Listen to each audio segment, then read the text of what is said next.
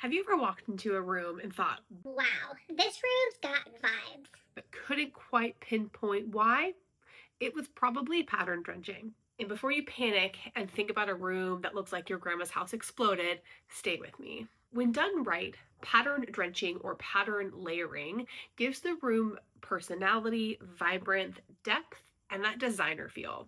So today I'm going to show you exactly how to pattern drench with confidence, even if you've never mixed a stripe or a floral in your life. So pattern mixing isn't just a design trick. It allows you to express your personality, create visual interest and dimension within your room, and add warmth and energy to what might otherwise be a pretty flat and lifeless space. Step 1. Find your hero piece. Now this could be a rug, a sofa, a piece of fabric that you love, but this is going to be the anchor for your room and going to be your starting point when looking at color palettes and potentially other designs to add to your pattern mixing. Now here's a pro tip. If you would wear that fabric, you're likely gonna love living with it. This pattern is gonna set the tone for your room. Is it bold and graphic? Maybe romantic and floral, or earthy and abstract might be your vibe. But from here, you'll pull your color palette, understand what scales of pattern you need to work with, and that will help you build your mix. But if you don't understand what patterns play well together, you're likely to end up with chaos. Step 2, let's understand our pattern categories. Let's quickly break down your pattern options so you can mix with confidence. Floral and organic patterns. Think botanicals, vines, trees, scenic prints, anything that's inspired by nature. These often feel soft, flowing, and feminine. Watch out though, layering two florals of the same scale can feel busy fast. But if the texture or the color is different and they're spaced out, like say across the room from one another, this can totally work. Abstract patterns. These are your wild cards, your splotches, your swirls, your brush strokes. They don't necessarily represent anything specific, but they add energy and movement to your room. They're great for making a space feel more modern or unexpected. Stripes. Now stripes are going to be your real MVP here. They're like the black blazer of interior design. Classic, versatile, and always appropriate.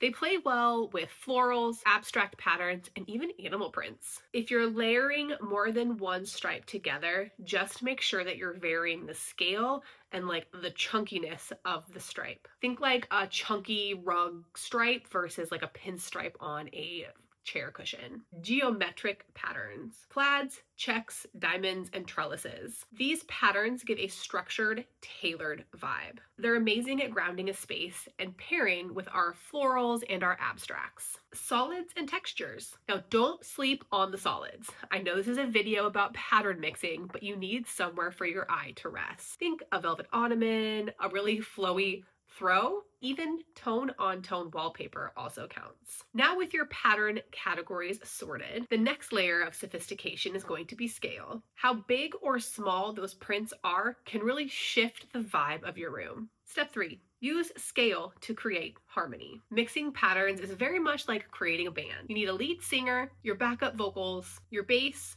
and your drums. If everybody is shouting at the same time, no one is going to get heard. So here's a go-to combo that designers swear by. One large scaled pattern. This is your statement, like your floral wallpaper or potentially your patterned sofa. One medium scale geometric. One small scale print, like a thin pinstripe or maybe a dotted cushion. Plus solids, again for balance. This keeps your room looking cohesive and not like the fabric store exploded. Example time. Now let me show you how I'm using these principles in my new home and the mood board that I've created for our new space. My hero print is this beautiful floral by McGee & Co. And here's how I'm layering in some other patterns. We're going to be adding a geometric style jute rug, a small scale stripe on the dining room chair cushions, this hand-me-down solid colored sofa, and I'm going to be adding some contrasting pillows to mix up the pattern a bit. And you can see how they complement my hero pattern using that corally salmon color really nicely. They're also about the same scale, but they will be across the room. So my beautiful floral is going to be on my dining table, and then these pillows will be over on the couch cushions. Now I do have some solids. So we have our linen curtains. We also have the solid blue of the cabinetry, also some white walls, maybe the ceiling as well. So these are all going to give me that nice balance. To sum it all up, start with one pattern that you love. Build your palette and your scale around that pattern. Mix pattern types with purpose. Use texture and solids to break up all that personality. Pattern mixing or pattern drenching does not have to be scary or chaotic. It can be one of the most joyful ways to tell your story through design. Now, if this inspired you to try it, even one little corner of your room, I'd love to hear about it. And tell me in the comments, what's your signature pattern? Are you an animal print lover or maybe more of a romantic floral? Remember, love your space, fill it with joy, and make it yours. I so appreciate you being here, and I'll see you guys in the next one.